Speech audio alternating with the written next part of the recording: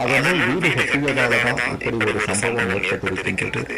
திருவண்ணாமலையில இதற்கு முன்பும் பார்த்தீங்கன்னா அடிக்கடி நில அதிர்வுகளும் வந்திருக்கின்றது. இப்படி பல சம்பவங்கள் நடந்திருக்கும் போது அங்கு வீடு கட்டியதும் வீடு கட்ட அனுமதித்ததும் மிகப்பெரும் தவறு என்பதை ஒரு முறைக்கு இருமுறை சொல்லியே ஆக வேண்டும். திருவண்ணாமலையில் நடந்த இந்த சோகமான சம்பவத்தை பற்றி, மோசமான சம்பவத்தை பற்றியும், அங்கே ஆக்கிரமிப்பு பண்ணதால்தான் இப்படி ஒரு மோசமான அசம்பாவிதம் நிகழ்ந்திருக்கின்றது, அதை பற்றியும் நீங்க என்ன நினைக்கிறீங்க? உங்களுடைய கருத்துக்களை மறக்காம கமெண்ட்ல பதிவு செய்யுங்க. இந்த மாதிரியான சம்பவம் இன்னொரு முறை நடக்காமல் இருப்பதற்கு என்ன செய்யணும் அப்படின்ற மாதிரியான உங்களுடைய கருத்துக்களை கமெண்ட்ல சொல்லுங்க. மறக்காம இந்த வீடியோவை லைக் பண்ணுங்க, ஷேர் பண்ணுங்க. திருவண்ணாமலையில் நடந்த இந்த மோசமான சம்பவத்திற்கு என்ன காரணம் அப்படின்றத ஒட்டுமொத்த மக்களும் தெரிந்து கொள்ள இந்த பதிவு நிச்சயம் உதவும்.